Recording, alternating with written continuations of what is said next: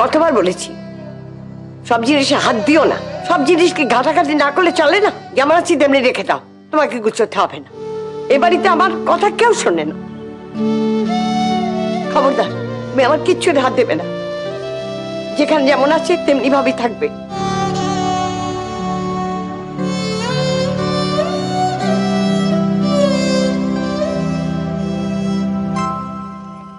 শাওরি ঠাকুরের তাড়ার ইচ্ছে দুটোই শিরোধার্য। কি বলো গিন্নি? মায়ের তো দু ছেলের একসঙ্গে বিয়ে দেওয়ার ইচ্ছে, তার কি হবে? হ্যাঁ গো বড়দা, পেপার তো মেয়ে দেখতে যাচ্ছ, আর পেকা কপাল করে এখনো বড়দা জুটিয়েছো বটে। যা যখন যা ইচ্ছে শুধু তাকে জানালেই হবে, তার দিকটা একবার ভাববে না?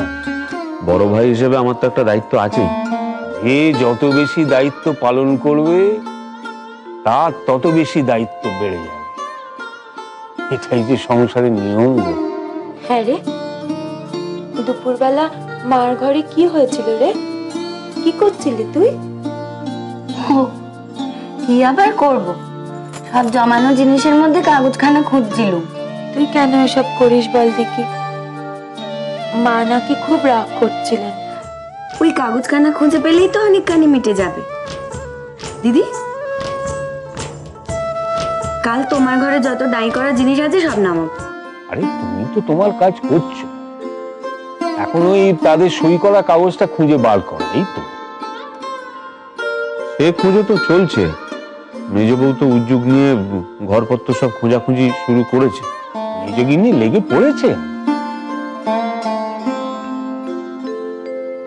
তাইলে দেখো কিছু একটা ব্যবস্থা হবে।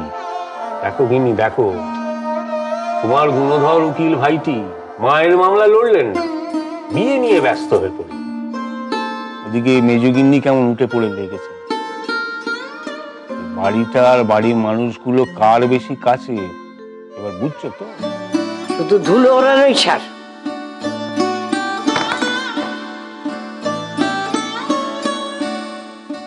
ওইটা কি কাগজ? দেখি দেখি।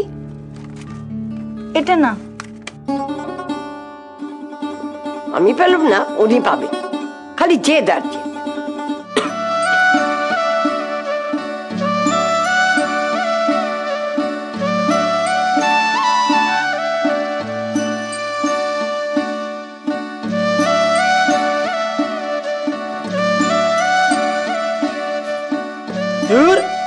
ধুলে ধুলে তো আমি শেষ হয়ে গেল। চারটি ধুলো উড়িয়ে কি যে লাভ হচ্ছে তো বুঝতে পারছি না। যত সব বাজে হুজুগ।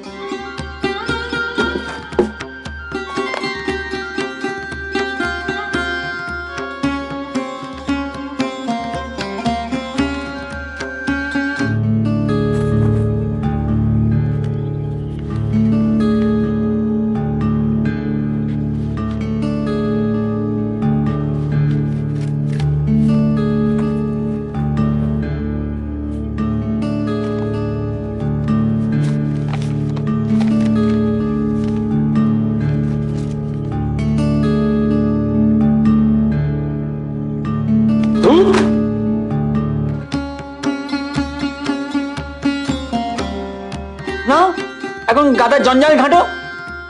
ভালোই চাকর পেয়েছে একখানা।